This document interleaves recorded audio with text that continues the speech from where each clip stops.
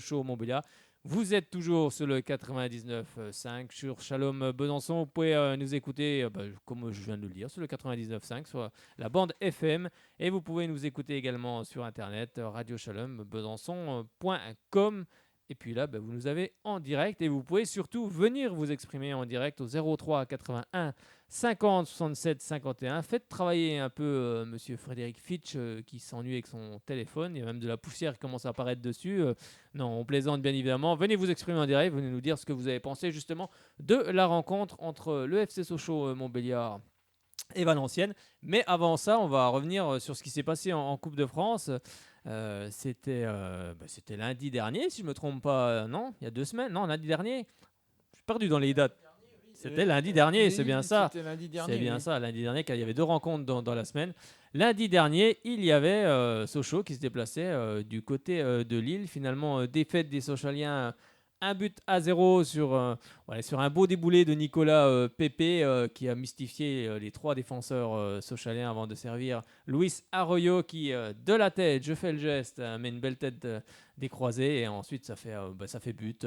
Bravo pour cette action car elle est très belle et on sait tout le talent, on connaît tout le talent de Nicolas Pepe. En tout cas, on l'a vu dans cette action. Ensuite, les Sochaliens ont eu une superbe réaction et surtout une superbe action avec Anderson qui remet pour Sané. 1-1-2 en fait dans la surface de réparation, sauf qu'Abdoulaye Sané aurait sans doute dû la remettre à Emmanuel Anderson qui était seul en retrait. Il ne l'a pas fait, il a frappé justement sur le portier lillois qui a bien détourné.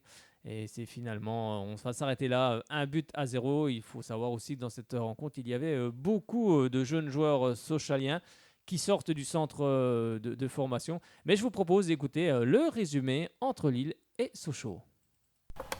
Et on démarre ce résumé avec le premier but de la partie, le seul et unique but marqué par le LOSC aujourd'hui, les Lillois qui vont s'en remettre comme très souvent à Pépé, numéro de Pépé sur le côté droit de la surface de réparation. Pépé qui se défait de 3 défenseurs avant de mettre ce ballon en retrait, ce que Salé n'a pas fait pour Anderson un petit peu plus tard dans la partie. Et là il y a Arrojo pour conclure, Gérard. Oui, mais vous avez vu qu'en fait il y avait 4 joueurs de Sochaux qui ont pratiquement été battus ou déséquilibrés par justement ce dribble, qui revient sur son pied intérieur, sur le pied droit. Oui, c'est ce manque d'agressivité, 4 joueurs autour de Pépé, personne va essayer de le chercher, de l'empêcher de lui fermer cet espace qui lui permet à l'arrivée de faire cette belle passe. Et comme il est gaucher, eh bien ça aide. On la voit ici, l'occasion, la seule véritable occasion pour les Sochaliens en deuxième période de revenir dans cette rencontre. Mais Mike Maignan intervient parfaitement face à Abdoulaye Sané. Il y avait peut-être mieux à faire, on l'a dit. Et pourquoi pas donner en retrait à Anderson. C'est une des rares actions collectives. On va revoir ici une autre occasion. La tête de Loïc Rémy, Gérard. Oui. S'il a été cadré, je pense que là il était but parce que le gardien n'avait pas bougé, voilà. Loïc Rémy qui reprend ce ballon un petit peu en contre-temps. Il n'est pas reprendre ce ballon comme il le souhaitait. Ça c'était aussi une bonne occasion pour Lille. Lille ont eu quelques occasions, hein.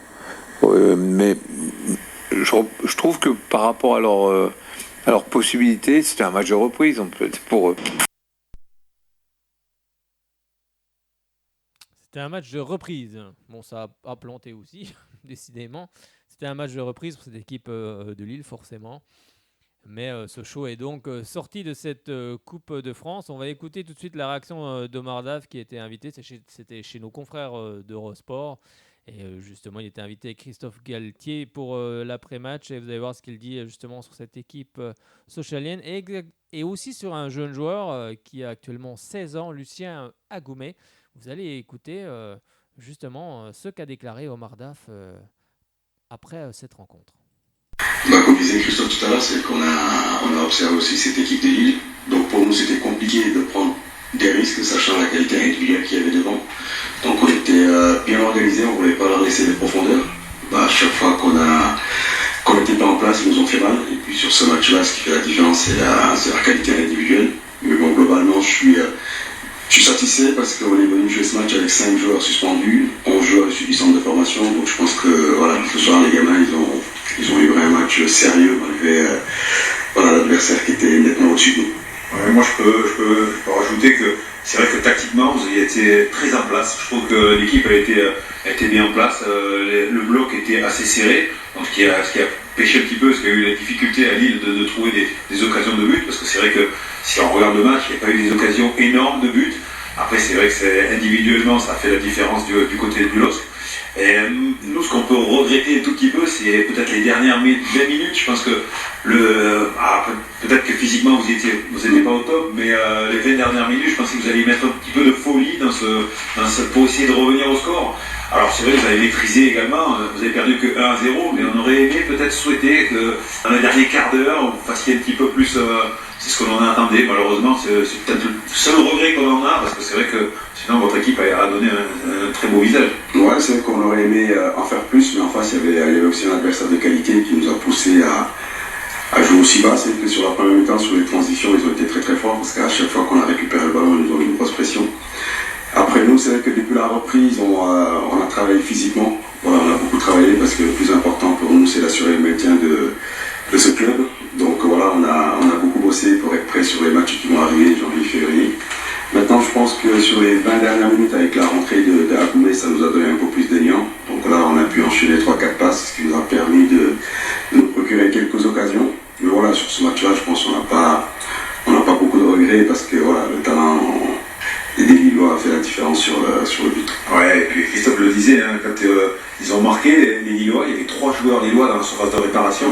Et là, ce qu'on peut regretter, c'est le manque un petit peu en nombre des joueurs de Sochaux dans la surface. C'est vrai qu'à chaque fois, on voyait simplement un joueur, voire des fois, il n'y en avait pas, et c'était critique. Sur la deuxième mi-temps, c'était mieux. Parce que c'est que sur la première mi-temps, on était un peu timoré. Je pense qu'on a respecté cette équipe.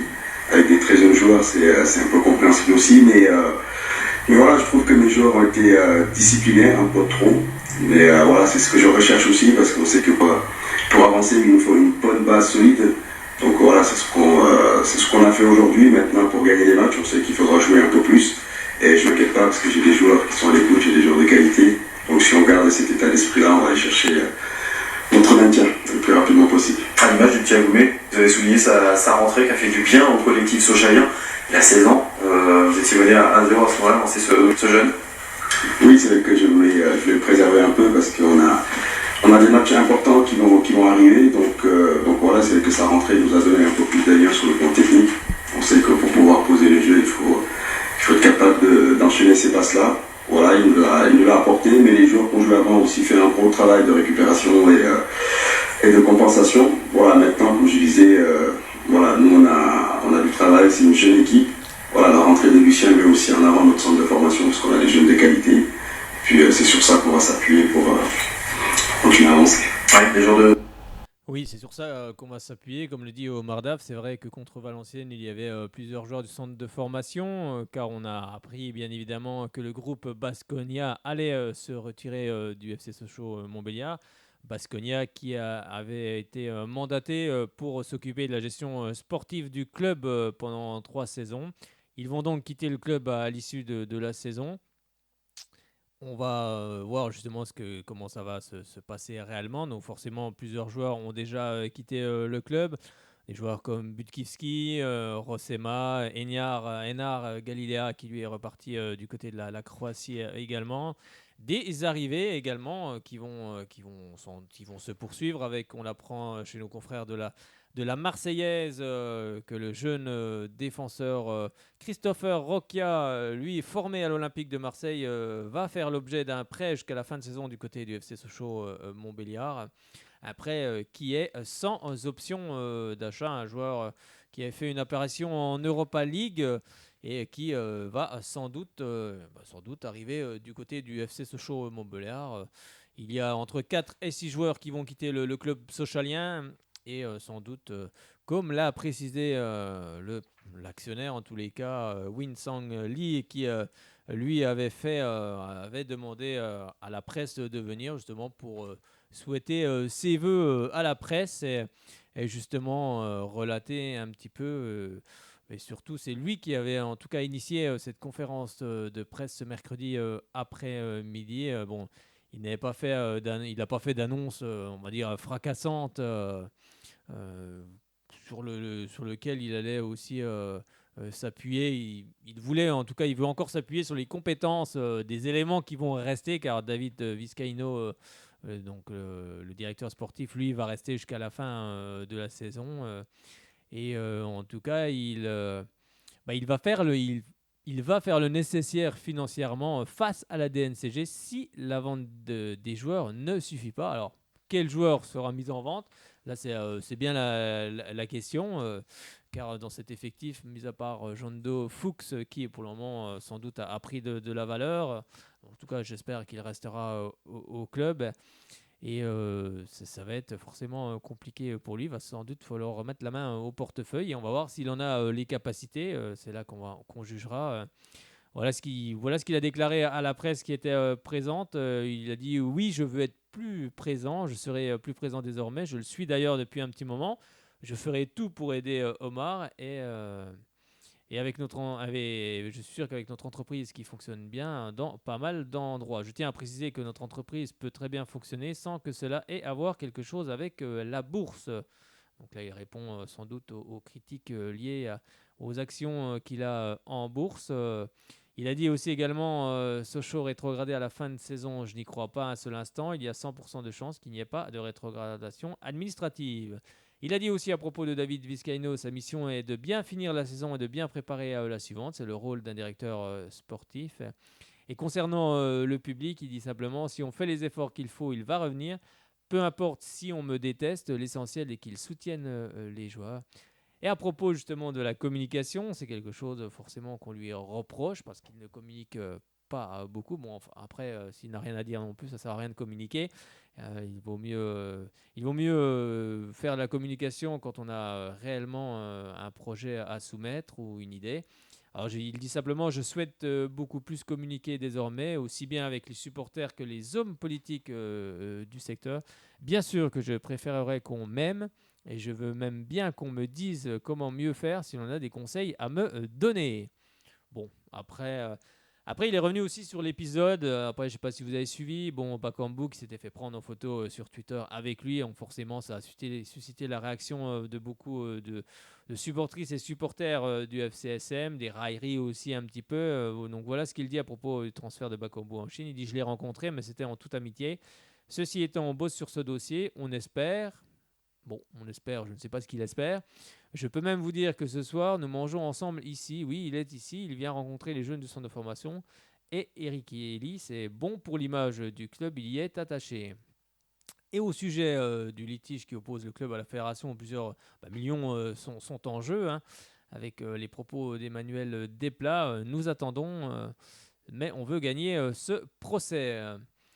Et concernant notre situation sportive actuelle, je rappelle que nous avons une équipe très jeune. C'est pour ça que nous cherchons des joueurs d'expérience afin de les accompagner durant la deuxième partie de saison. Nous avons le niveau. Objectivement, du milieu de tableau, nous devons y arriver.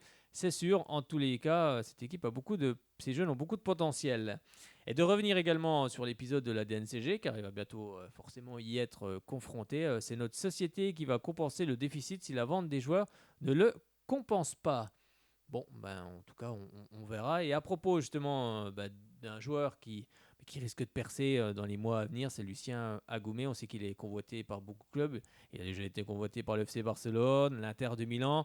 Enfin bref, beaucoup de clubs forcément sont en train de regarder ce jeune joueur. Il dit simplement, tout le monde bosse sur ce dossier. Le mieux serait pour le club de signer un contrat pro avec lui. Son agent et lui-même sont contactés régulièrement. Bien sûr, on a, nous, vite envie de le faire signer. Mais quand des grands clubs se mettent sur les rangs, ça complique la situation. De plus, il est jeune, beaucoup de monde autour de lui l'influence. En tous les cas, on espère mais qu'il fera le bon choix et surtout que les dirigeants socialiens ne mettront pas beaucoup de temps à le faire signer car ce jeune, pour les peu de matchs qu'on a vus ces derniers temps, est un élément plus que prometteur. Mais il y en a aussi d'autres. On en parlera tout à l'heure. Et à propos de la DNCG, donc, il va forcément demander des garanties financières en mai prochain. Voilà ce qu'il réplique. Nous tâcherons d'être en mesure de répondre aux exigences de la DNCG. Et à propos des joueurs qui doivent partir au mercato, il dit simplement on va vendre certains joueurs, il y aura des départs, mais des arrivées aussi. Donc, un joueur ou deux en vue. Il répond simplement c'est en négociation. On va choisir entre 4 et 6 joueurs au niveau des arrivées. il y aura autant de départs. Bon, c'est vrai que Wing-San Lee n'est pas forcément venu, comme le disent nos confrères, pour faire des annonces fracassantes. Il a juste répondu aux questions. Il dit simplement: nous avons eu une dizaine de propositions de repreneurs potentiels, mais chacun a montré quelque chose de concret. On a besoin d'une somme d'argent. Bon. Donc pour le moment, on ne peut pas vendre. Simplement ce qu'il dit à propos de la vente. Il dit aussi: notre société Ledus marche très bien en Espagne. On continue de fonctionner avec Baskonia, mais différemment. Désormais, les gens de Baskonia qui restent au club pour leurs compétences pour leurs compétences et surtout l'expérience du football de haut niveau qu'ils ont. Ils l'ont démontré avec Alaves. Notre collaboration n'est pas un échec, c'est une expérience. Il fallait essayer, l'environnement ne leur convenait pas. Et il dit aussi, tout d'abord, meilleurs vœux à tous, c'est ce qu'il dit à nos confrères. Cela fait 3 ans que nous n'avons pas fait de conférence de presse de la sorte. Nous procéderons ainsi à partir de maintenant pour communiquer plus régulièrement. Forcément, 3 ans sans faire de conférence de presse, sans communiquer au public, aux supportrices et supporters, eh bien, forcément, ça crée tout de suite des tensions. Et l'homme qui servira de traducteur pour cette conférence de presse, plutôt attendu, et lui est entré dans la salle un peu plus tard. Et c'est vrai qu'il n'y a pas eu d'annonce, en tous les cas fracassante, lors de cette conférence de presse. Bon, on en attendait pas forcément moins. Un petit mot sur également Olivier Verdon, qui lui dit simplement hors de question de laisser tomber Sochaux en national. Il dit: on va tout donner, il est hors de question de laisser tomber le club en national. On est là en mission et on veut la remplir. Personnellement, collectivement, on n'a aucun intérêt à lâcher l'affaire. On est tous des compétiteurs. Sochaux, c'est le club qui m'a lancé, je lui dois tout. Je ferai tout pour laisser Sochaux au niveau où il est. Avec aussi, comme on le disait, des jeunes joueurs, Lucien Goumet qui arrive aussi en cet effectif. On a aussi un Romain Sens aussi également, que j'ai trouvé vraiment très très bon et très prometteur contre Lorient. Ça a été un petit peu plus compliqué contre Valenciennes, mais en tout cas, ce sont des jeunes joueurs qui arrivent dans cet effectif. En plus, Omar Daf les connaît très bien depuis de nombreuses années. Mais forcément, ce sont, comme on le dit souvent, des jeunes joueurs. Donc, ils n'ont pas non plus l'expérience qu'il faut pour la Ligue 2, mais je suis persuadé qu'avec ce groupe, avec Omar Daf à sa tête, bien forcément Sochaux va s'en sortir. Pour le match de Valenciennes, ça a été compliqué. Sochaux n'a eu pratiquement aucune occasion justement dans cette rencontre de pouvoir marquer un but. Et je vous propose justement d'écouter ce résumé entre VAFC et Sochaux. Avec 2 points pris sur les 4 derniers matchs, Valenciennes, barragiste, doit capitaliser pour se donner un peu d'air. Sochaux a signé un joli succès avant la trêve face à Lorient. Il doit se montrer plus efficace, loin de Monal, et ainsi enrayer cette série de 3 défaites consécutives à l'extérieur. Les Lyonceaux, 3 points devant VA au classement, retrouvent donc une équipe du Nord après s'être fait éliminer par Lille à Pierre-Mauroy en Coupe de France le week-end dernier. 0-0, c'est le score à la pause. Les changements effectués par Réginald Ray à la mi-temps avec l'entrée de l'expérimenté Sébastien Roudet et ses 37 ans. On pense au premier but des nordistes. Celui-ci est refusé pour une position de hors-jeu. On en parlait de Roudet. Le voici avec son pied gauche. La frappe est contrée. Ça revient dans les pieds de Tony Mauricio qui ouvre le score à la 54e minute. 7e réalisation pour Tony Mauricio qui atteint son meilleur total sur une saison en Domino's Ligue 2. En tout cas, un but qui fait du bien. Il ne peut rien. Lorenz Atizigui, le gardien ghanéen sochalien. Les Lyonceaux vont avoir du mal à se procurer des occasions, vont même subir. Atizigui doit sortir le grand jeu et proposer une belle horizontale. On va rester là. Belle opération de VA qui, comme au match aller, s'impose 1-0 et surtout quitte la place de barragiste et devance même Sochaux à la différence de but. Oui, c'était le résumé de cette défaite du côté du stade du Hainaut, 1-0. Je vous propose d'écouter la réaction de Mardaf en conférence de presse juste après cette défaite. Oui, c'est ce qu'on peut relever. Après, sur la physionomie du match, je pense qu'en première mi-temps, on a des situations qu'on aurait dû mieux négocier, être plus spontané.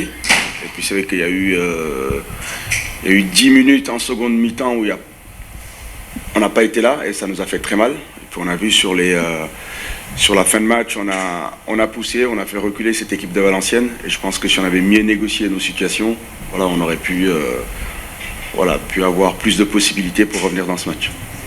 C'est les 10 minutes, vu notre situation, on n'a pas le droit. Voilà, clairement, on n'a pas le droit. Nous, on doit être constant du début à la fin. Et puis, comme je disais, sur l'entame de la seconde mi-temps, on a manqué d'engagement, on a manqué d'agressivité. Voilà, c'est ça qui nous a fait mal sur l'ouverture du score valenciennes.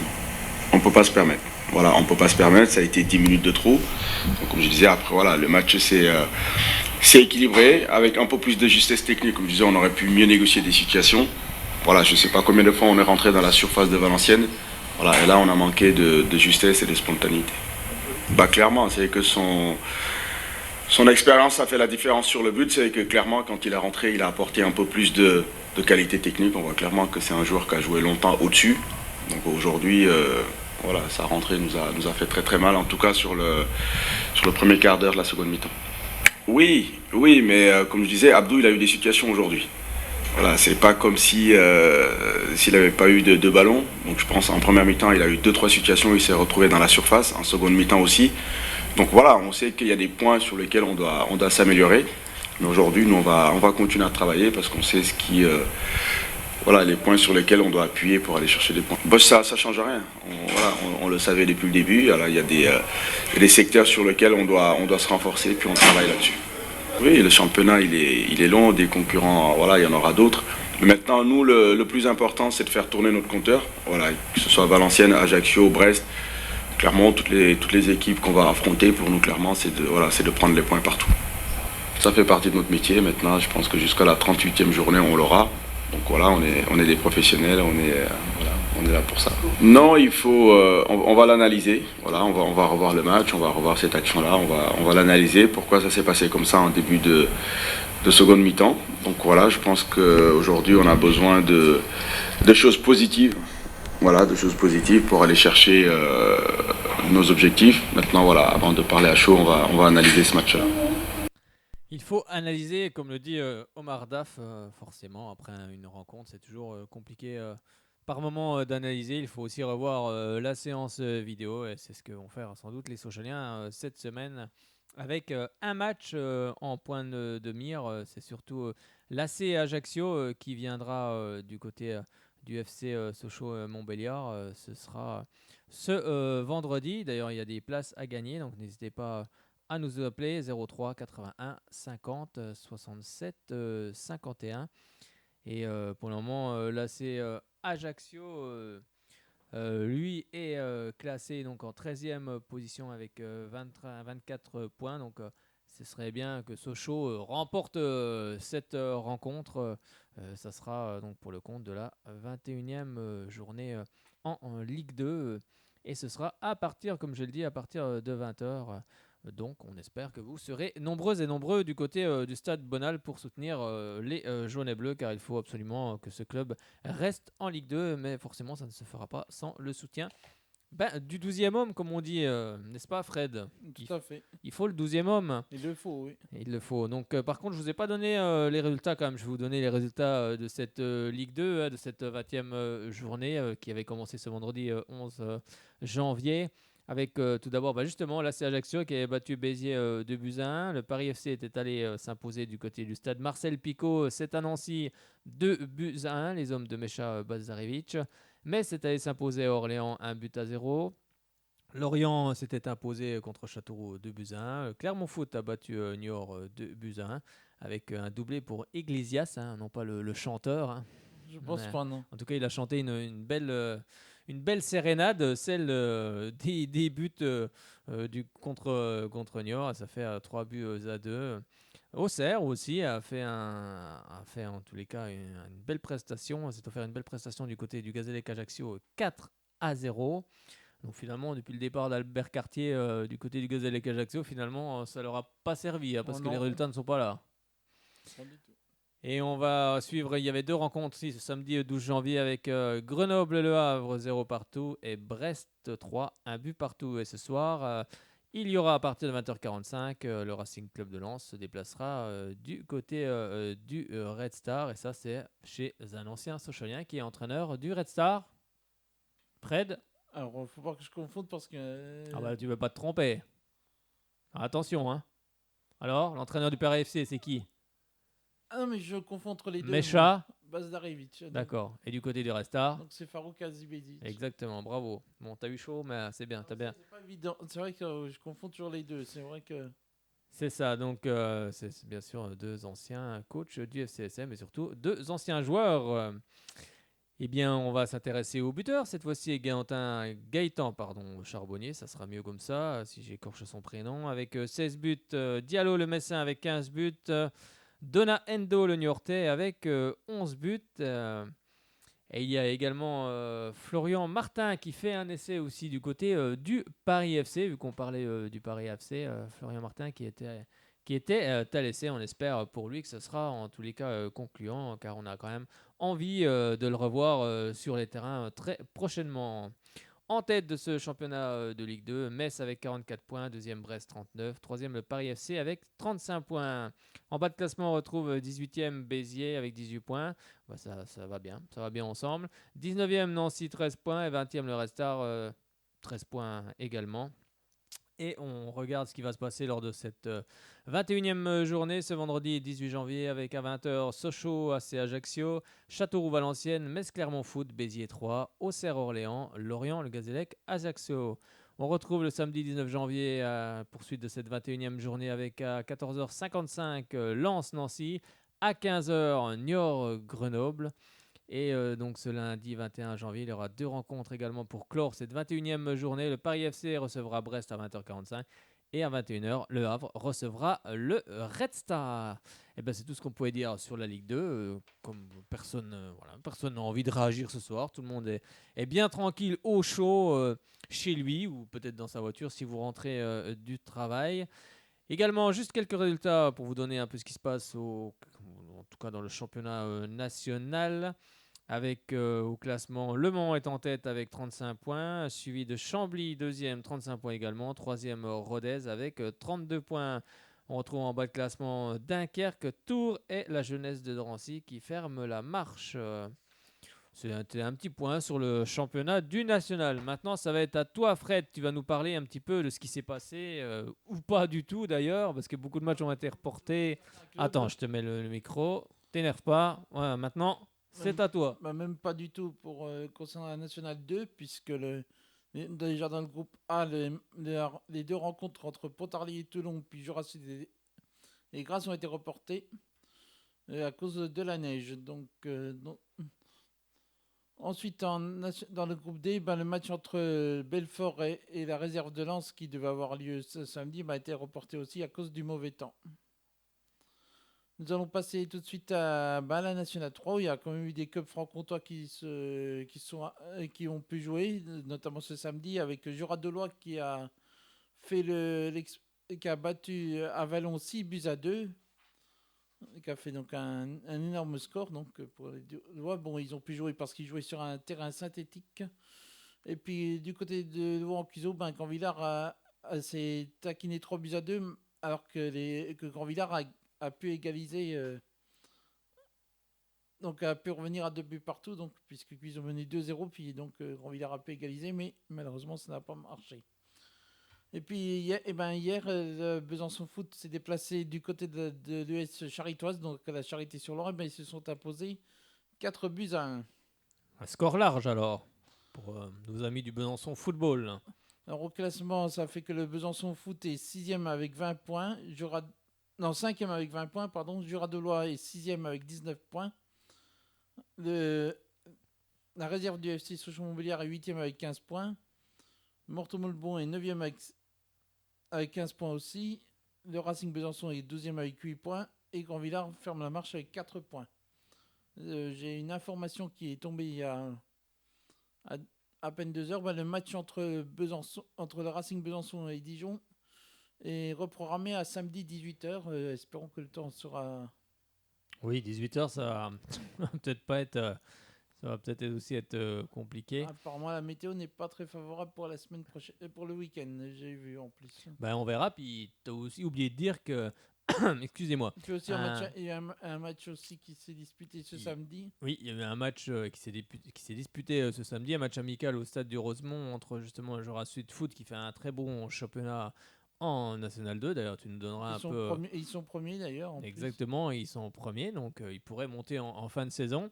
Et face au Racing Besançon, c'est Racing Besançon qui va ouvrir la marque. Les Racingman mènent 1-0 avant de craquer en quelques minutes où ils encaissent 2 buts assez rapidement. Fin de la partie 2 buts à 1. On a vu franchement 2 belles équipes. Moi, je me suis bien régalé.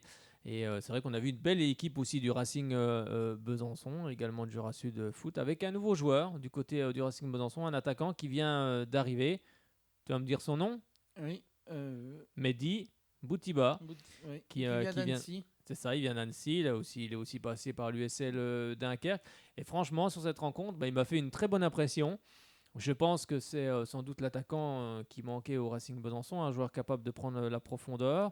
Dans le domaine aérien, il a du gabarit. Il est assez, pas forcément véloce, mais je veux dire, il a de la technique de balle. Et c'est vrai, quand il arrive dans les 16 mètres, il n'hésite pas à frapper.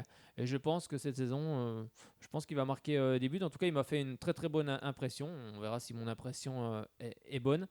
Mais même sur l'équipe du Racing en règle générale, je pense que si elle joue comme elle a joué samedi, elle va remporter des matchs dans cette seconde partie de saison. Et sans doute se sauver, remonter surtout au classement pour aller dans des eaux un petit peu plus tranquilles. On suivra ça. Et tu l'as rappelé, ce sera donc contre le leader samedi prochain à 18h au stade Léo Lagrange. D'ailleurs, il y a des places à gagner. Je l'avais peut-être pas précisé. Donc, il y a des places à gagner pour cette rencontre entre le Racing Besançon qui recevra le leader dijonnais. C'est tout ce qu'on pouvait dire, Fred, sur le football, de ce week-end. Oui, apparemment, c'est tout ce qu'il voulait me dire concernant la National 3, National 2, où peu de matchs ont été joués. Oui, je vois que tu as un auditeur en ligne, Fred. Bon, on parlera aussi de tout ce qui s'est passé, bien sûr, au niveau de la région, que ce soit en basket, handball, et également au championnat de France de cyclocross qui avait lieu. Oui, Fred, tu me fais signe. On a un auditeur pour parler du club de Sochaux. Ah, on va parler du club de Sochaux. On fait un petit retour en arrière, alors. On va prendre justement cet auditeur en ligne. Bonsoir. Bonsoir. Oui, bonsoir monsieur. Bonsoir. Oui, monsieur Thierry qui vous appelle. Monsieur Thierry, bonsoir monsieur Thierry. Voilà, je me permets de vous appeler. Je suis assez loin de la région de Franche-Comté, sachant que je suis sur la région Rhône-Alpes. D'accord. Voilà, je suis sur Facebook un petit peu les aventures de Sochaux depuis des années, parce que je suis supporter depuis plus de 30 ans, facile, même 35 ans. Vous étiez sur la région Franche-Comté ou alors? Oui, je suis né à Montbéliard, pour dire. D'accord, ok, d'accord. Donc vous êtes supporter depuis... Oui, j'ai vécu les années quand Sochaux était en demi-finale, début 80, contre AZ67, la Florentina, toutes ces équipes. Je venais au stade à l'époque, dans l'ancien stade de Sochaux. D'accord, l'ancien stade. Voilà, donc pour vous dire que je suis toujours le club. Je suis là en Ligue 2 sur Bing, Bing Sport, bien sûr. Et puis, depuis quelques années, je suis tellement triste pour tout ce qui arrive au club de Sochaux depuis quelques années, on va dire 4-5 ans maintenant, depuis que Hervé Renard est parti comme entraîneur.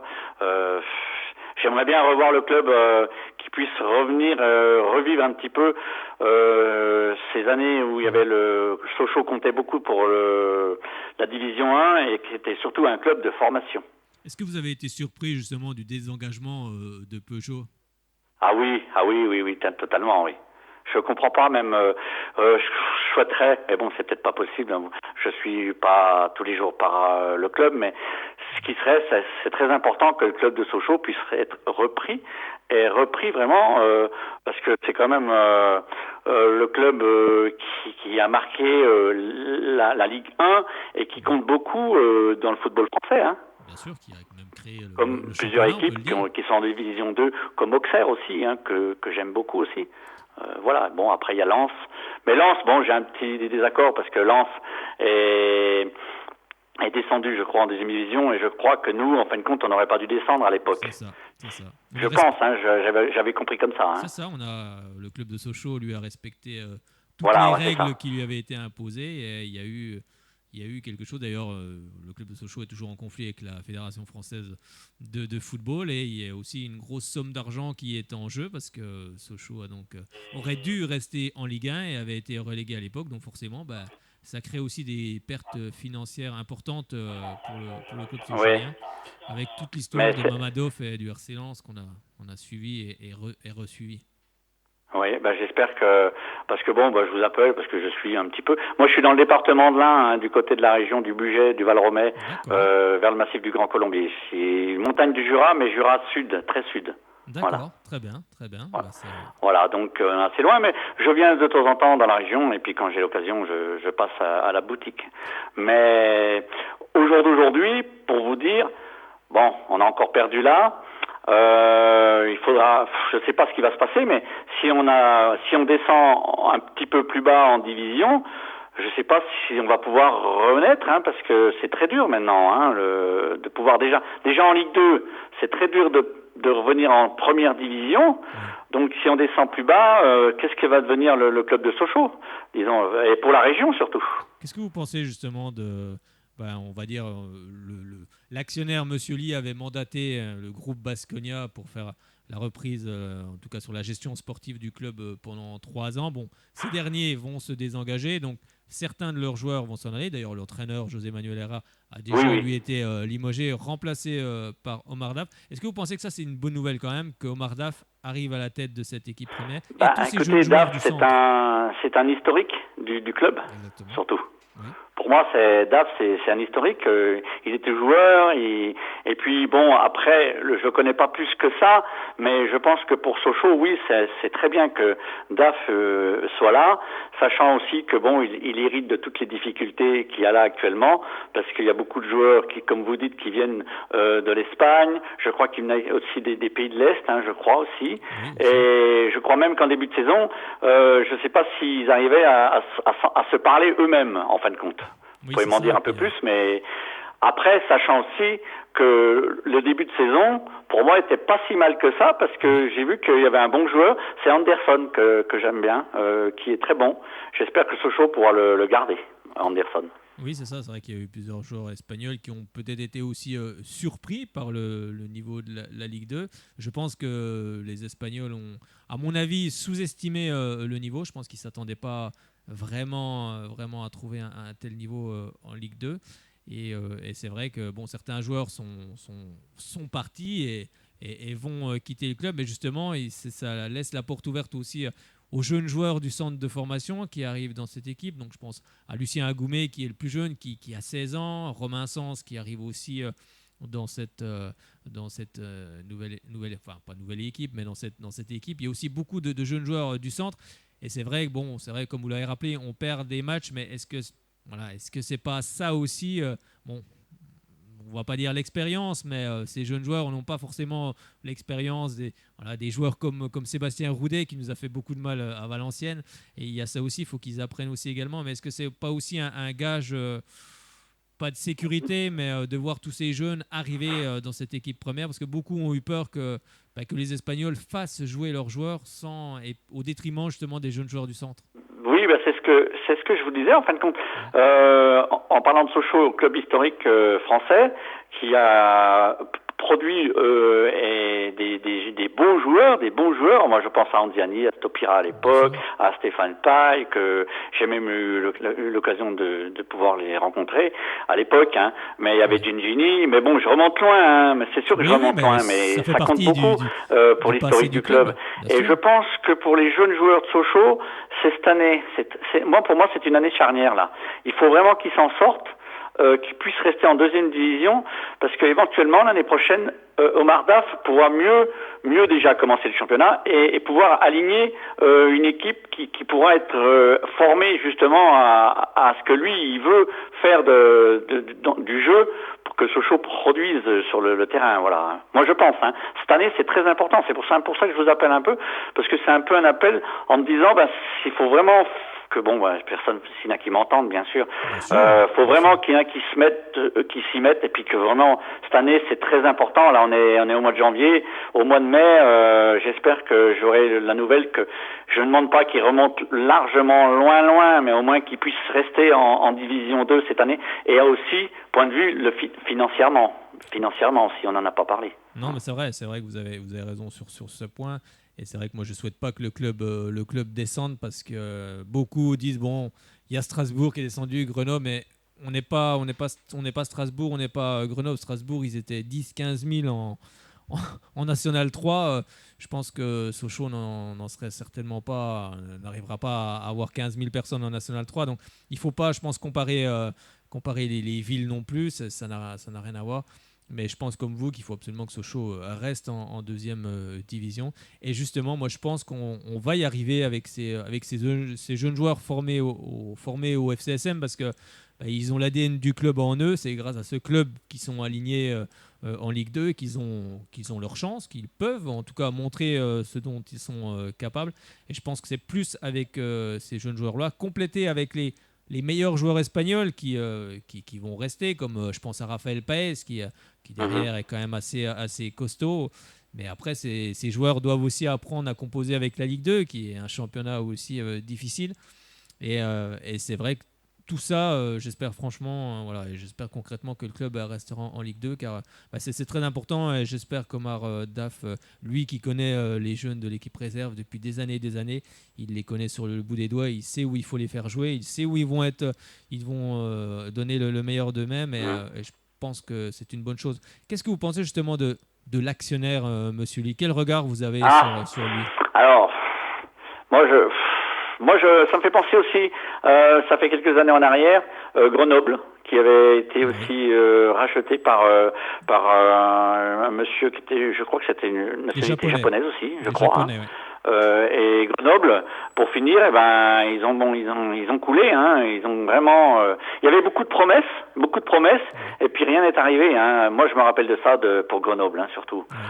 Donc là, Sochaux. Je sais pas exactement, Monsieur Lee, je le connais pas. Quand je le vois des fois à la télé, parce que moi je regarde les matchs à la télé, je suis pas trop là, mais je sais pas. Je sais pas quoi dire en fin de compte. Est-ce qu'ils vraiment ils ont vraiment les capacités dans le budget de pouvoir amener de l'argent au club pour que le club puisse investir dans l'avenir. Est-ce que ça, je ne sais pas. Voilà, je peux pas vous dire là-dessus. C'est surtout c'est loin, la Chine aussi. C'est surtout que dès le départ, il n'y a pas eu véritablement de projet de lancer, et c'est plus là-dessus. Que beaucoup de personnes n'ont pas compris réellement ce que M. Lee venait faire là. Et il y a aussi surtout eu des affaires qui sont forcément remontées. Ça a été compliqué. D'ailleurs, les supporters ont pris en grippe l'actionnaire et boycottent d'ailleurs le Stade Bonal. Qu'est-ce que vous pensez justement du boycott fait par les Ultras? Si les supporters m'entendent, je suis loin. Allez Sochaux, et puis quand il y avait le groupe des Pacemakers, parce que moi j'ai connu ça aussi, qui chantait la chanson qui passe toujours à Bonal. Moi j'allais dans les balles du côté de Mèche à l'époque. On a pris d'ailleurs, c'est notre générique. Puis à la fin de balle, on passait la chanson de Allez Sochaux, et puis c'était la bringue, c'était la fête, c'était ça. J'espère que ça va revenir. Et alors pour dire aux supporters, moi, je les comprends aussi, honnêtement. Oui, je les comprends parce que les supporters de Sochaux, il y a peut-être pas, comme vous dites, des grandes villes comme Toulouse, comme Strasbourg ou Grenoble, mais il y a un noyau de supporters fidèles. Oui. Et quand je dis fidèles, de gens du terroir, du pays de Montbéliard, pour qui Sochaux ça fait partie de leur ADN, ça fait partie de la ville.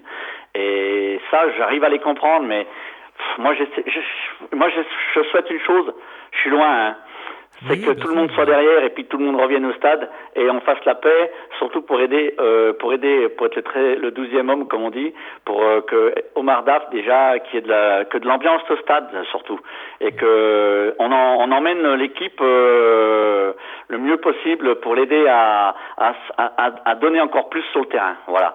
Moi, c'est ce que je vais regarder prochainement sur les matchs quand j'y verrai, et puis je veux voir si les supporters sont derrière et redonnent de la voix surtout. Voilà. Oui, ce que vous voulez dire, c'est on laisse un peu. Ça vient du cœur, hein.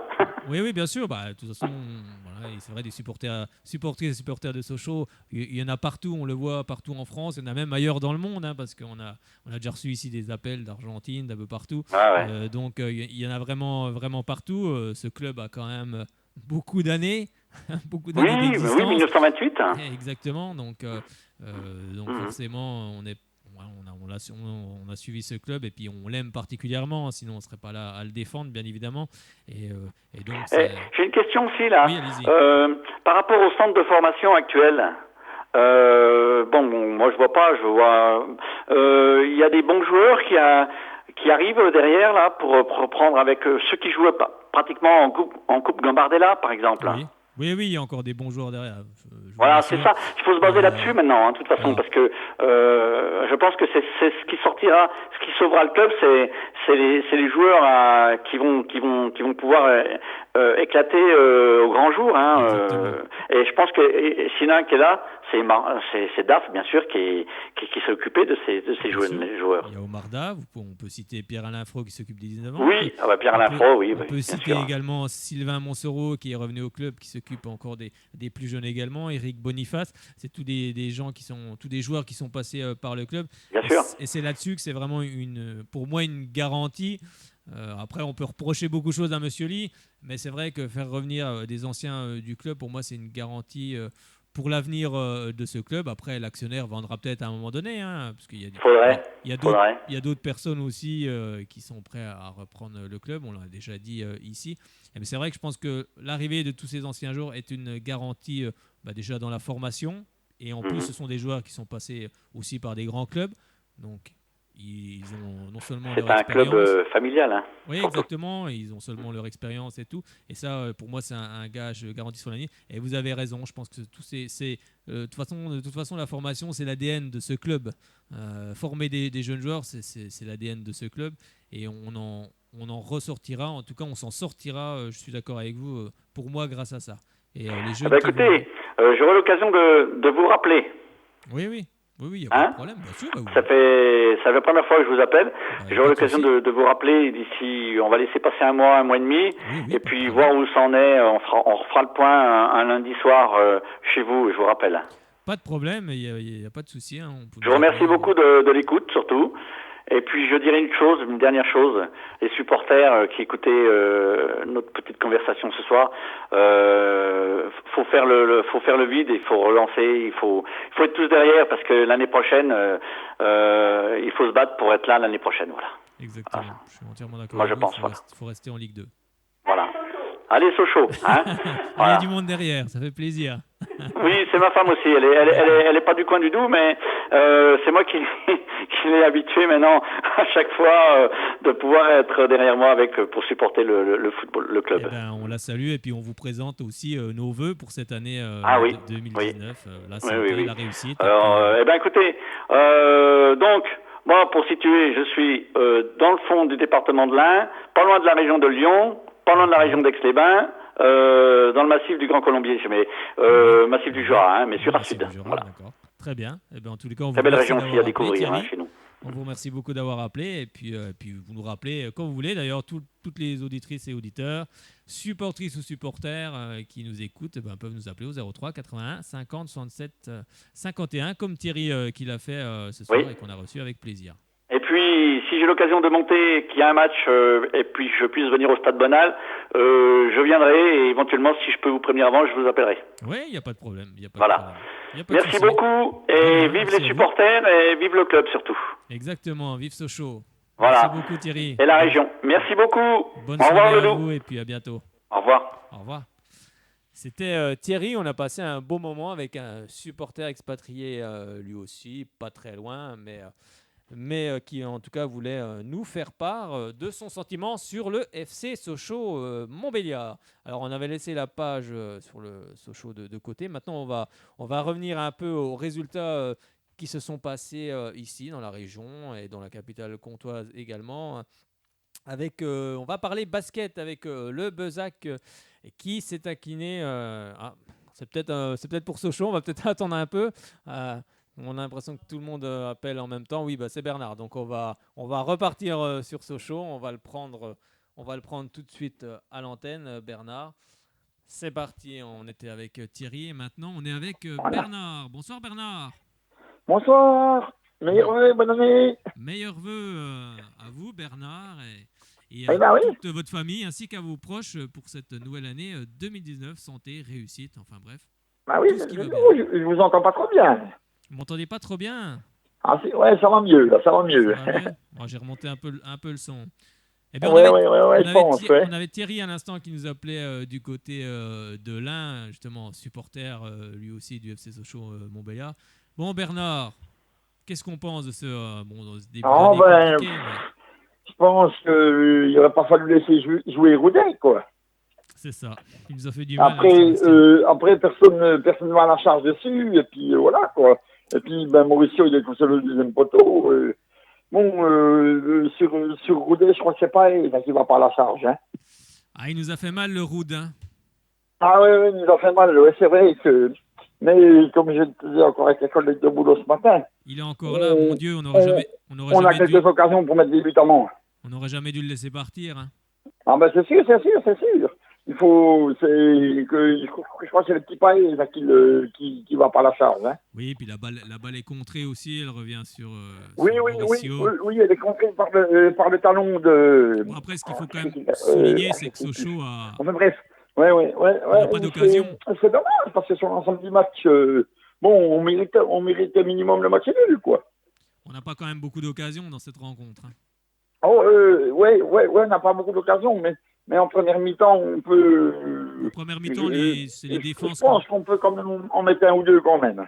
Les défenses ont pris le pas sur les attaques en première période, mais c'est vrai que sur la rencontre, on n'a quasiment aucune occasion, donc après c'est compliqué.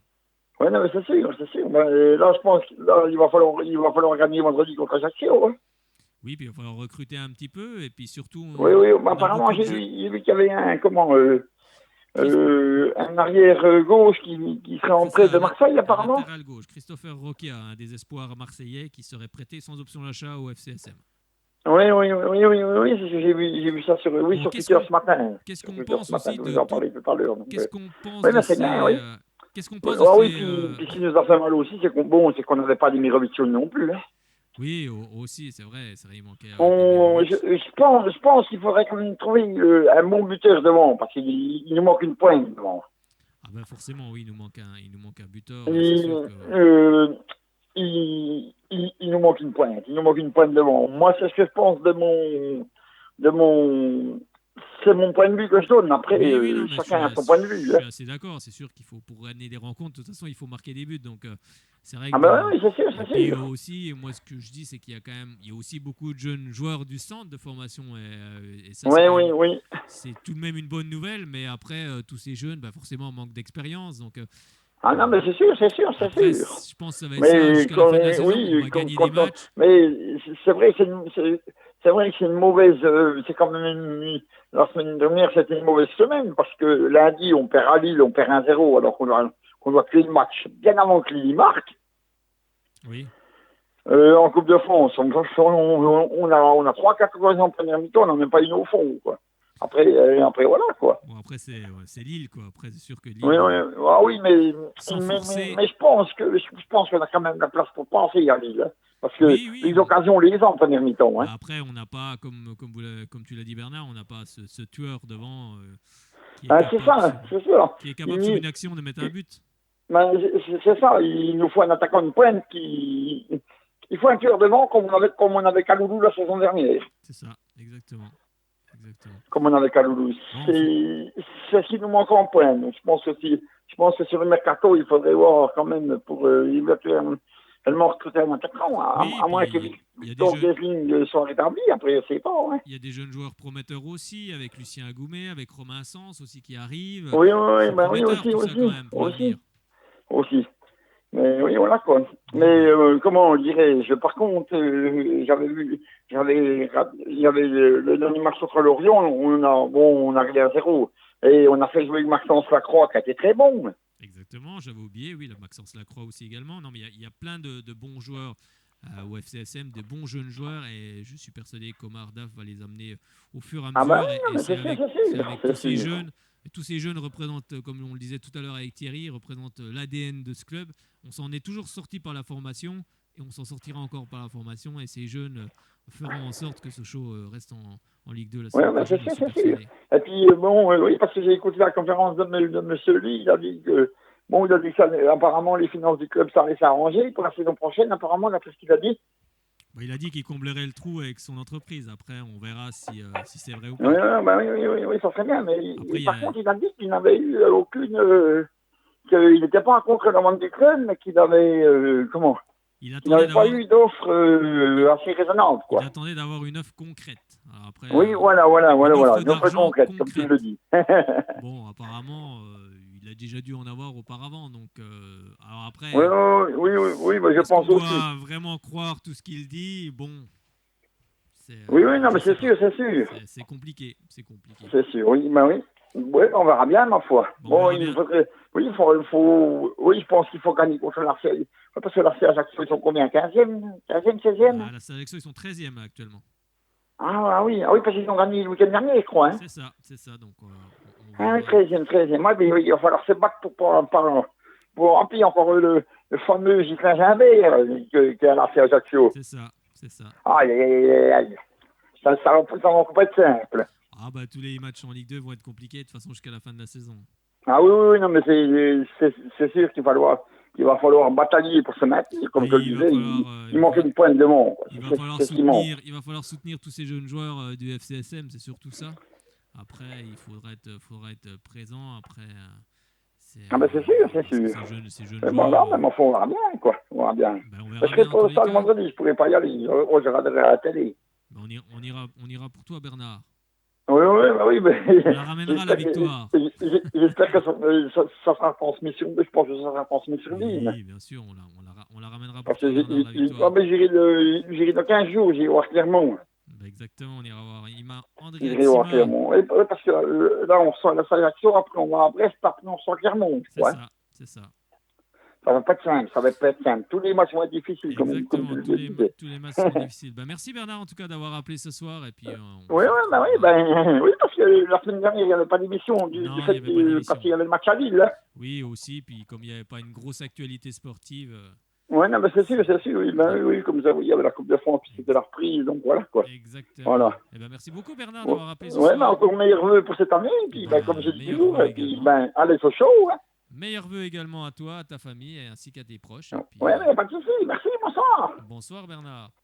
Bonsoir. C'était Bernard qui nous appelait, fidèle supporter des Jaunes et Bleus. Bon, cette fois-ci, on va refermer cette page du FC Sochaux Montbéliard et on va ouvrir celle du basket, comme je vous le disais, avec le Bezac qui s'est incliné dans sa salle face à Saint-Vallier 81-69. Bon, c'est pour le moment, le Bezac est actuellement en 6e position avec 27 points. On va écouter tout de suite la réaction de Joseph Calambani, qui est l'adjoint de Nicolas Faure, car Nicolas Faure est parti précipitamment. Je pense que l'entraîneur du Bezac n'était pas forcément content de la prestation de ses joueurs. On va écouter Joseph Calambani, recueilli, d'ailleurs, ça a été recueilli par Adrien, que l'on remercie. On a fait pas mal d'erreurs. On a fait pas mal d'erreurs dans le jeu. Voilà, on avait une stratégie qui a été mise en place, qui a bien marché défensivement. On a réussi à ralentir un petit peu leur attaque. Voilà, c'était pas suffisant. 2-3 coups de sifflet qui n'étaient pas trop à notre avantage, mais voilà, on ne peut pas s'en servir d'excuses, bien sûr. Mais voilà, c'est des coups de sifflet qui sont arrivés dans des moments clés où on revenait au score. Et puis bon, ça nous a un petit peu assommés par moments. Après, voilà, sur la bataille du rebond, là, j'ai pas les chiffres exacts en tête, mais c'est à peu près kiff-kiff au niveau des rebonds. On perd quand même 15 ballons. Et puis voilà, on a vu, quand nous on perd un ballon, on est sanctionné direct avec des paniers. Et puis voilà. Nous, on n'a pas eu beaucoup de contre-attaques, on a réussi à faire des stops, mais on n'a pas su exploiter ces stops-là. Et puis, au niveau du rebond, globalement, c'était kiff-kiff, mais au niveau des rebonds off, on s'est fait allumer. Ils ont eu pas mal de deuxième chances. On défendait correctement, et puis derrière, sur les 5 dernières secondes, on avait un espèce de relâchement qui disait que voilà, on perdait les ballons sur les rebonds off, et puis on s'est fait aussi punir là-dessus. Voilà, je pense qu'en gros, c'est là qu'on, je ne veux pas dire c'est là qu'on perd le match, mais on a une grosse responsabilité sur ce secteur-là. C'était Joseph Calambani, l'adjoint de Nicolas Faure pour le Bezac, qui revenait justement sur cette défaite face à Saint-Vallier. Prochain match pour le Bezac, ce sera le 19 janvier, ce sera du côté d'Éveil Récy-Saint-Martin basket, où on espère que les hommes de Nicolas Faure et Joseph Calambani empocheront justement une belle victoire. Un petit mot, cette fois-ci, on va parler handball avec un gros match, plusieurs matchs cette semaine pour le SBF. Le SBF qui continue sa campagne européenne, la Coupe EHF, et qui se rendait justement dans la phase de groupe pour le deuxième match. Elles étaient du côté du Danemark et c'était du côté de Viborg où elles s'inclinent 35-26. Un match compliqué pour les Byzantines, tant elles ont été dominées par cette équipe danoise de Viborg. Prochain match, là ça sera en LFA, ce sera pour le compte de la 13e journée face à Paris 92. On va recommencer, Paris 92, on va tout remettre dans l'ordre, ça sera mieux. Le 16 janvier à 20h, ce sera bien évidemment dans la région parisienne. Et on recommence avec la Coupe EHF. Pour la phase de groupe, ce sera le 3e match. Ce sera au Palais des Sports Gagny-Yalouz. Donc soyez nombreuses et nombreux pour soutenir les Byzantines de Raphaël Tervel et Sandrine Mario-Delaire. Ce sera ce dimanche 20 janvier à partir de 18h. Et ça sera contre Larvik. Larvik, c'est une équipe norvégienne qui évolue donc bien sûr dans le championnat norvégien. Elle est en 4e position pour le moment. Le leader est Christian Sand. Donc forcément c'est aussi un gros palmarès Larvik au niveau européen. Elles ont gagné la Ligue des Champions en 2011. Elles ont été finalistes en 2013 et 2015, vainqueurs de la Coupe des vainqueurs de Coupe en 2005 et 2008, finalistes de la Coupe EHF en 96. C'est 20 championnats de Norvège, 17 Coupes de Norvège. Donc forcément une grosse équipe qui va arriver du côté du Palais des Sports. Il y avait déjà eu la défaite contre Kazan, le Kazan de Trefilov pour le premier match. Deuxième match, la défaite à Viborg. Il va falloir que les Byzantines fassent tout pour s'imposer contre Larvik ce dimanche. Et en tout cas, elles auront besoin de vous toutes et tous. Donc réservez, prenez vos places, allez sur le site officiel de l'SBF. Et on se donne rendez-vous ce dimanche pour encourager les Byzantines. Et on espère qu'elles l'emporteront. C'est vrai qu'elles ont un marathon depuis début janvier. Elles sont parties pour 1 mois et demi de marathon, ces Byzantines. Donc forcément, il faut aussi de la récupération. Et c'est aussi, ça peut aussi être compliqué. Mais en tout cas, on sera derrière elles ce dimanche. Un mot aussi également des garçons du Grand Besançon Doux Handball qui ce samedi 19 janvier à partir de 20h recevront donc au Palais des Sports Gagny-Yalouz l'élite valdoise pour le compte de la 11e journée en National 1 masculine. Donc pareil, allez sur le Grand Besançon Doux Handball et réservez vos places. Et puis juste avant, vous pourrez aller voir le Racing Besançon qui sera opposé à Dijon à 18h. Donc vous faites coup double, football et handball. Et tout est parfait en tous les cas pour soutenir les clubs byzantins. Et cette fois-ci, on va refermer cette page et on va en ouvrir une autre avec le gros événement qui avait lieu à Besançon. C'était ce dimanche où on y était avec les championnats de France de cyclocross 2019 qui se tenaient sur le site de la Malcombe, organisé par l'amicale cycliste byzantine et son président Pascal Orlandi. Ça a été une journée magnifique avec tout d'abord les résultats des cadettes, classement de l'épreuve des cadettes pour les championnats de France. En tête, donc championne de France, Lynn Burquier du comité Auvergne-Rhône-Alpes. La deuxième, Honesty Olivia du comité Nouvelle-Aquitaine. Et la troisième, Blo Apolline du comité Normandie. Et chez les cadets, eh bien, champion de France, Pierrick Burnet du comité Auvergne-Rhône-Alpes. Deuxième, Gautera Pierre de Bourgogne-Franche-Comté. Et troisième, Anchin Paul du comité Hauts-de-France pour les résultats, en tout cas en ce qui concerne les cadets. En ce qui concerne les juniors dames, eh bien, c'est Amandine Fouquenet du comité de Bretagne qui est donc championne de France. Léa Curigné est deuxième pour le comité Auvergne-Rhône-Alpes. Et Lauriane Durafour du comité Bourgogne-Franche-Comté est-elle arrivée sur le podium. Et elle est arrivée en troisième position. Et on va l'écouter tout de suite, Lauriane Durafour, qui fait ses études à Besançon et qui, en tous les cas, a fait une belle prestation lors de cette course junior dame. C'est vraiment super parce qu'en plus à domicile, je suis vraiment contente et j'ai tout donné. Enfin, voilà. Surprise d'être Un peu oui, mais moi mon objectif c'était d'essayer de faire un podium et voilà, je l'ai eu et je suis vraiment contente. Non, je suis à Besançon toute la semaine et je suis restée à Besançon hier aussi. J'ai fait l'ERCO et toute l'après-midi j'ai encouragé ma sœur et puis les garçons en cadet. Oui, c'est sûr, ça m'a aidé parce que la Malcombe c'est notre terrain d'entraînement toute la semaine. Donc je connais vraiment bien le circuit et ça m'a aidé dans les parties techniques à mieux passer. C'est sûr, il y a toujours du stress puisqu'un championnat c'est quand même pas mal stressant parce que la course est vraiment différente de ce qu'on peut avoir en Coupe de France. Mais après le fait d'être à domicile, moi j'ai trouvé que ça m'a aidé et puis ça enlève un peu de stress quand même. Comme on connaît mieux le circuit, voilà. C'était Lauriane Durafour qui finit troisième. Bravo à elle.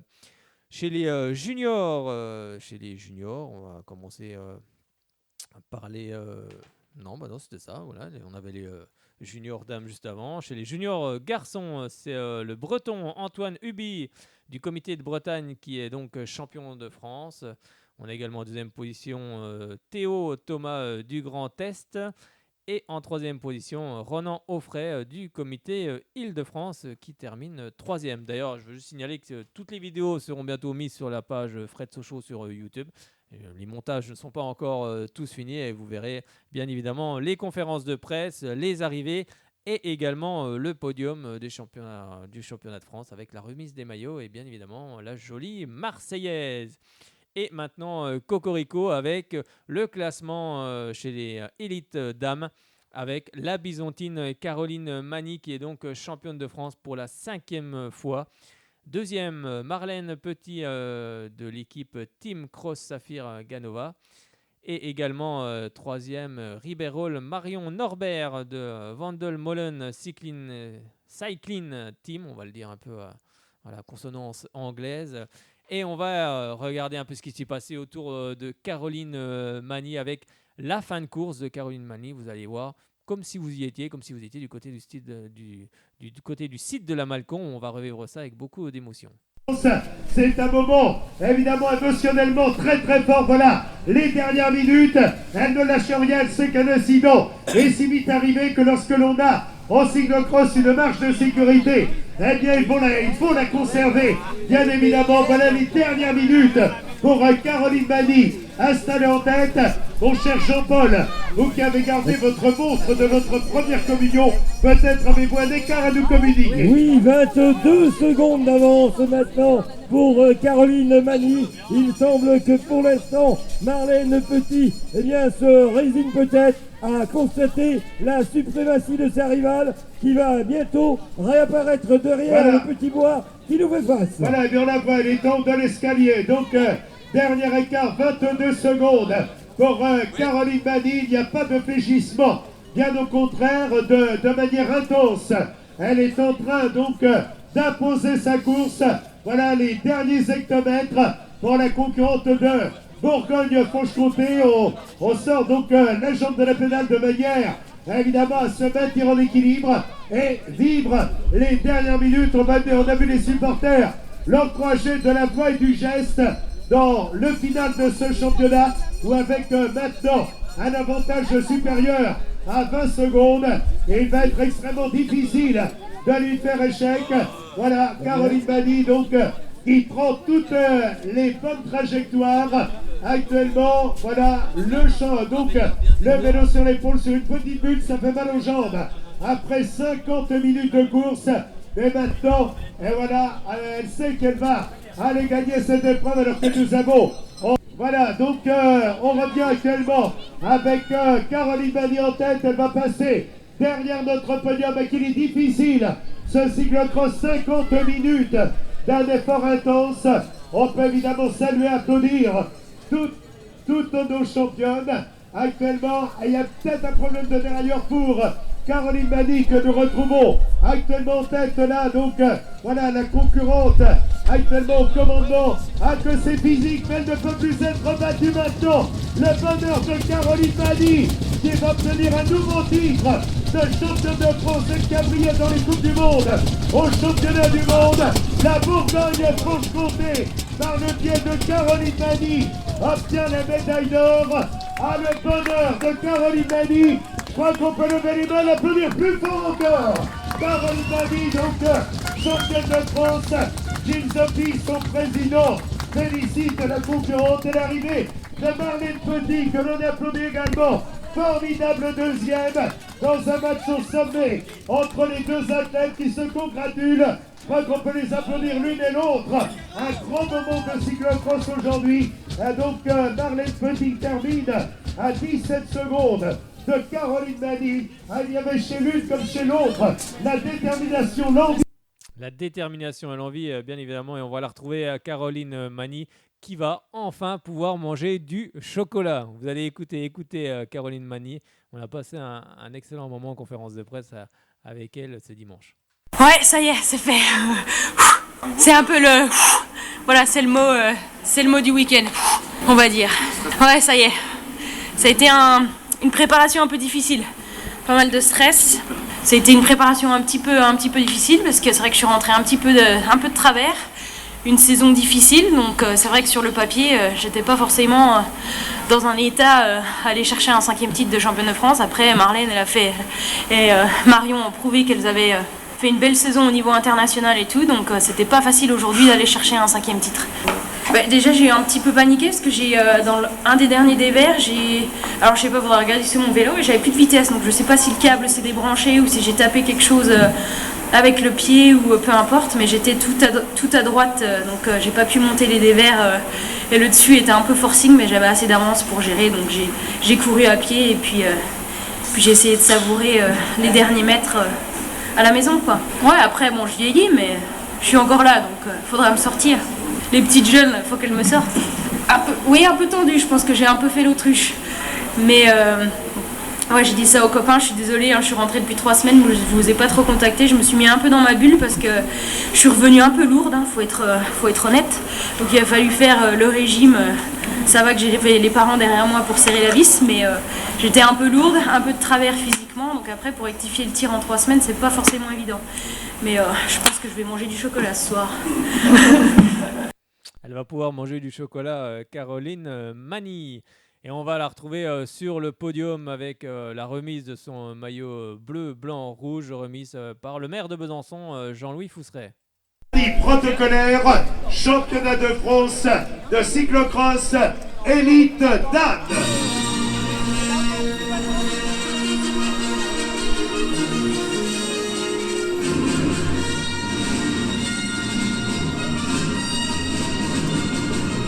Voilà les 3 championnes qui rejoignent sur vos applaudissements le podium. Remarquable championnat réservé aux dames.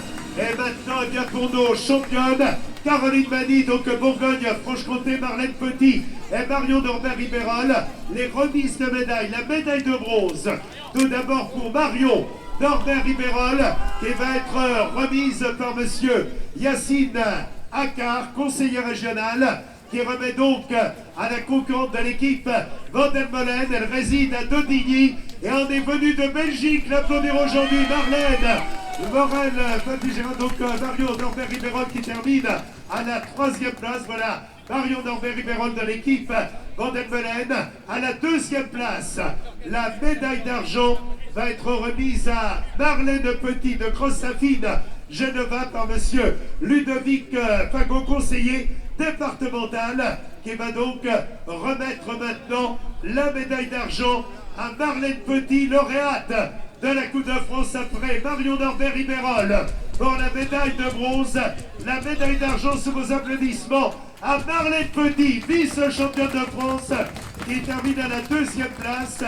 Et maintenant, eh bien, monsieur Michel Callot, président de la Fédération française de cyclisme, va nous rejoindre et remettre le maillot de championne de France.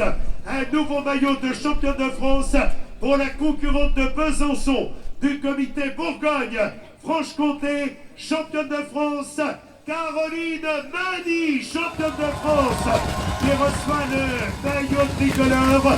Les félicitations. Voilà, 5e titre pour Caroline Mani, qui a été de nombreuses fois dans le top 10 au championnat du monde. Et c'est maintenant donc monsieur Jean-Louis Foussrègue, le maire de Besançon, qui va remettre la médaille d'or. Voilà, monsieur le maire, ravi et radieux de remettre la médaille d'or à Caroline Mani. Elle est habituée au maillot tricolore, c'est le 5e. C'est ça, elle est habituée au maillot tricolore. C'est le 5e pour Caroline Mani. Pareil, vous retrouverez bientôt sur la page YouTube Fred Sochaux. Vous retrouverez également justement Caroline Mani en conférence de presse. Mais il y avait aussi le dernier championnat de France. C'était pour Francis Mouret, qui a fini 3e. Il est sur le podium. C'était important aussi également. Ça n'aurait pas eu la même saveur si il n'avait pas été dans les 3 à l'arrivée. On écoute justement la fin de course chez les élites hommes. 3e position est en train de faire une fin de course spectaculaire. Donc Francis Mouret en 3e position. Canal est là, donc quelques dizaines de mètres devant lui. Francis Mouret ne lâche jamais rien. Sa 2e moitié de parcours est excellente. Ouais, 11 secondes d'écart entre Mouret et Canal. Voilà, 11 secondes d'écart entre les deux hommes. Alors que nous avons Venturini qui va apparaître dans un instant. Et le porte à l'équipage de la mondiale qui va recevoir l'ovation du public venu en grand nombre aujourd'hui à Besançon pour le championnat de France. L'arrivée de Clément Venturini, l'ancien champion du monde junior.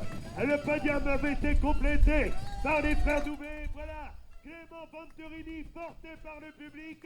Superbe vainqueur. Et voilà, une arrière pour celui qui retrouve le bonheur d'un maillot de champion de France. Ah, il le voulait, il s'était juré de revenir à Besançon. Voilà Fabien Canal, auteur d'une remarquable course, qui termine également à la 2e place. Bravo Fabien Canal, vice-champion de France. Et voilà une petite figure pour le public. Et on attend maintenant l'arrivée de celui qui dispute son dernier championnat, Francis Mouret, qui apparaît là-bas à l'entrée de la dernière ligne droite. Bravo champion, Francis Mouret sur le podium. Il termine 3e, 9 fois champion de France. Bravo et merci champion, bravo Francis. Il est sur le podium à la 3e place. Donc le vainqueur Venturini, 2e Fabien Canal à 16 secondes, 3e Francis Mouret à 39 secondes. On attend maintenant l'arrivée donc pour les places de 4e avec, on avait tout à l'heure donc Clément Russo, le grand de l'équipe Arca Samsic, qui termine donc à la 4e place. Remarquable fin de course. Remarquable fin de course. On va vous donner tout de suite le résultat quand même avec Clément Venturini de la AG2R La Mondiale qui est donc devenu champion de France. En deuxième position, Fabien Canal du Team Cross Saphir Ganova, mais qui a signé OCC et TUP. On a Francis Mouret également qui est en troisième position de Cinéo Connect Cycling Team. On va l'écouter tout de suite, Francis Mouret, il nous donnait ses impressions. Ouais, après, si on aurait gagné, ça aurait été un peu mieux, mais non, on a préparé sérieusement toute la saison et après, aujourd'hui, je suis sur le podium, sur la troisième marche, mais voilà, je suis tombé sur des coureurs plus forts que moi aujourd'hui et la course, dès le départ, j'ai senti personnellement que j'étais pas dans un grand jour, les jambes étaient assez lourdes et après, j'ai essayé de suivre Clément les 2-3 premiers tours et à un moment donné, il fallait que je respire un peu et du coup, Fabien a accéléré aussi. Après, on s'est retrouvé en troisième position, mais on était à 3 ou 4 avec Yann Gras, Fabien Doubé et Clément Rousseau. Et quand j'étais avec eux, j'ai récupéré un petit peu pour accélérer dans les 2 derniers tours pour aller chercher le podium. Ouais, je suis bien revenu sur Fabien. Après, il y aurait eu un tour de plus peut-être, mais voilà, c'est comme ça. C'était à moi d'aller le chercher. Je leur dis merci d'être là depuis X années. Aujourd'hui, c'était mon 22e championnat de France et je pense que ça fait 22 ans qu'ils étaient là et je leur remercie. Francis Mouret qui remercie bien évidemment tous ses supportrices et supporters qui sont venus en nombre du côté de la Malcombe. On va écouter tout de suite Clément Venturini qui lui forcément a été ému d'avoir remporté ce titre de champion de France. Lui qui va se consacrer, qui a changé d'optique par rapport à Francis Mouret. Lui il va plus se consacrer à la route. Mais en tout cas il était assez ému de devancer Francis Mouret. Vous allez tout de suite l'écouter. En quelque sorte, c'est pour ça que je suis revenu. C'est vrai que je vais prendre ma revanche. Oui, sur le moment, j'étais très déçu, mais bon, après, il ne faut pas s'arrêter là. C'est le vélo, je veux dire, il faut rebondir et j'étais content de prendre ce choix-là de faire le championnat de France cette année en accord avec l'équipe. Donc, je suis vraiment heureux d'apporter ce titre à AG2R. L'an dernier, j'étais vraiment déçu personnellement. J'arrivais au sein de l'équipe AG2R La Mondiale, donc je voulais garder mon titre, garder ce beau maillot. Bon, je me suis loupé, pour le dire. Mais voilà, je pouvais m'en prendre qu'à moi-même. Et les erreurs sont faites pour avancer et cette année je voulais pas refaire les mêmes et mine de rien j'ai grandi l'an dernier et je suis fier de gagner aujourd'hui. Même le dernier tour, c'est vrai que j'ai un peu galéré cet hiver et voilà, je manière en quelque sorte une petite revanche personnelle. Je suis content d'offrir ce maillot à tous ceux qui m'ont soutenu, mon équipe, ma famille, mes amis. Donc voilà, je sais pas si je vais continuer le cyclocross cet hiver, mais en tout cas j'attaque très bien la saison 2019 et j'ai à cœur de bien faire sur la route, donc c'est top. Ah oui, je pense que ça valorise mon titre en fait. Francis, comme je disais, c'est celui qui m'a fait aimer le cyclocross. Quand je suis arrivé, j'avais les yeux qui pétayaient quand on arrive en équipe de France. Voilà, c'était Francis Mouret, sa carrière est exemplaire. Comme je l'ai dit, je pourrais jamais le détrôner, le suivre parce que j'ai fait un autre choix de carrière tout simplement, mais c'est exceptionnel ce qu'il a fait et comme je dis, je lui souhaite bon courage et rendre au cyclocross tout ce qu'il lui a apporté. C'est génial. Je pense qu'il va y réussir, il va y arriver. Ouais, un bel hommage rendu par le vainqueur de l'épreuve à Francis Mouret, Clément Venturini d'AG2R, la mondiale. On va terminer cette émission avec le mot du président de l'Amicale cycliste byzantine et organisateur de cet événement à Besançon, Pascal Orlandi, et oui, qui ont organisé les championnats de France de cyclocross 2019 et pourquoi pas une manche de Coupe du Monde en cyclocross. Ça serait intéressant. En tous les cas, ça a été un week-end sans faille, une organisation très professionnelle. Et c'est vrai qu'une manche de Coupe du Monde à Besançon, mais ce serait quand même assez sympathique, n'est-ce pas, Président ? Merci beaucoup, à bientôt. Merci beaucoup, à bientôt. Ah, là, il y a un petit souci. Donc, on va essayer de remettre justement cette... on va essayer quand même d'écouter le président Pascal Orlandi qui nous faisait justement l'amitié d'être avec nous à la fin de ce week-end où on a vu quand même de belles choses, notamment le samedi, c'était assez sympathique. Allez, on va écouter le président Pascal Orlandi. Merci beaucoup, à bientôt. Ah, il y a un petit souci là, un petit souci avec la table de mixage. On va voir ça tout de suite. Je ne sais pas ce qui s'est passé exactement.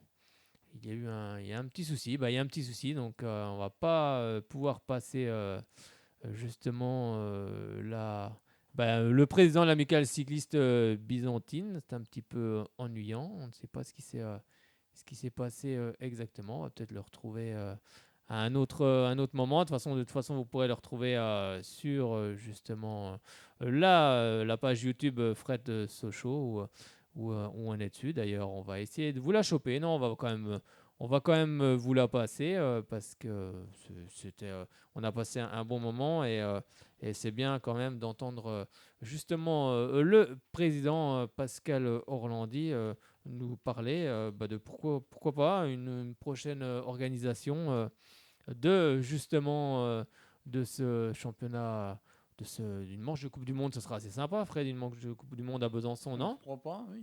Ah oui, pourquoi pas. Allez, on écoute le président. C'est parti? Si ça marche, oui. Oui, ça va marcher, allons.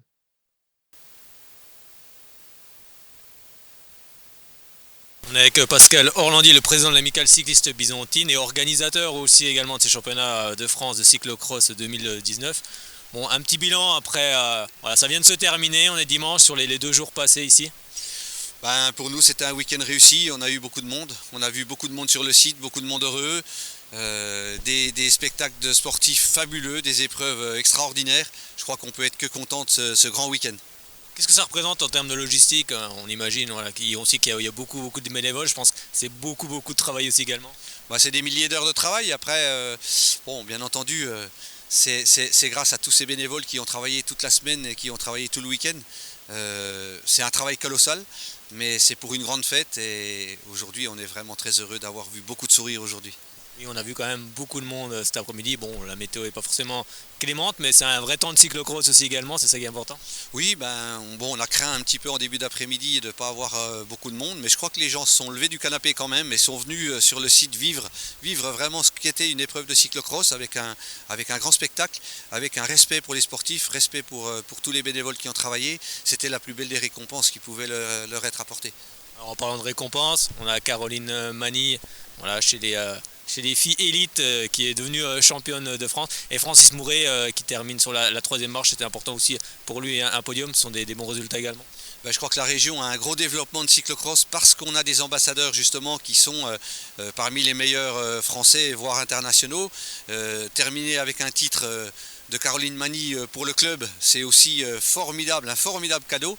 Et puis Francis, même si on aurait souhaité qu'il soit vainqueur, il ne faut pas oublier qu'il a déjà beaucoup de titres et que la jeune génération, c'est normal, elle avance. Et puis elle a poussé Francis vers une retraite bien méritée. Oui, c'était important aussi pour lui qu'il soit sur le podium pour son dernier championnat de France. Oui, bien entendu, c'est aussi une belle récompense pour lui. Malgré tout, je pense qu'on l'aurait fait monter sur le podium parce qu'il le méritait bien. Mais la 3e marche, elle restera quand même dans son cœur pour sa dernière épreuve du championnat de France. Alors on sait que l'amicale cycliste sait organiser des événements, on l'a encore vu ce week-end. Quelles sont les prochaines séances? Une manche de Coupe du Monde par exemple? On y réfléchit déjà depuis longtemps et je crois que le public byzantin maintenant il a compris que le cyclocross c'était vraiment un beau sport à venir vivre, et je crois que c'est dans les tablettes quand même une manche de Coupe du Monde. Alors on va réfléchir à l'échéance, mais ça pourrait être peut-être plus rapide qu'on ne pense. Parce qu'on sait qu'il y a beaucoup de champions en Franche-Comté de cyclocross. C'est vraiment une terre de cyclocross ici. Oui, il y a beaucoup de jeunes encore qui poussent et qui vont être des très bons coureurs. Alors pourquoi pas leur offrir aussi sur leur terre une manche de Coupe du Monde, ce qui pourrait être un spectacle fabuleux. Mais encore merci à Pascal Orlandi, merci à tous les bénévoles, merci à l'amicale cycliste de Besançon d'avoir organisé un tel événement, car on a vraiment passé 2 jours magnifiques ici sur le site de la Malcombe. Merci à vous aussi de nous avoir suivis, soutenus, et c'est vous aussi qui faites venir le public, donc merci à vous aussi. Merci beaucoup, à bientôt. C'était Pascal Orlandi, le président de l'amicale cycliste byzantine et l'organisateur aussi également de ces championnats de France de cyclocross 2019. Eh bien, on va se quitter sur cette belle note, en projet futur peut-être, une manche de Coupe du Monde de cyclocross ici à Besançon. Ce sera en tout cas très sympa et je suis persuadé qu'il y aurait beaucoup de monde. Merci Fred d'être venu ce soir. Merci à vous toutes et tous. On se retrouve donc lundi prochain et on reparlera bien sûr de toute l'actualité sportive en Franche-Comté, car il va y avoir une actualité riche ce week-end, du football avec la Ligue 2 avec Sochaux, le match entre Racing Besançon et Dijon, ce sera samedi à 18h au stade de Léo Lagrange. Il y aura ensuite le Grand Besançon de handball à 20h au Palais des Sports Gagny-Galouse. Et également le SBF ce dimanche pour le 3e match en Coupe EHF du côté du Palais des Sports Gagny-Galouse à partir de 18h. Donc une actualité encore fournie et vous retrouverez d'ailleurs toutes les vidéos des rencontres sur la page YouTube Fred Sochaux. N'oubliez pas d'aller faire un tour aussi sur la page Facebook Soyons Sport, sur la page Shalom Besançon également, et on se retrouve lundi prochain, même lieu, même heure, 18h. 19h30, 20h, on en a fait un petit peu plus long parce qu'il y avait quand même un gros événement, ce cyclocross sur Besançon. Donc on se devait d'en parler également. Eh bien, bonne soirée à toutes et à tous et à lundi prochain. On se quitte avec le traditionnel Allez Sochaux!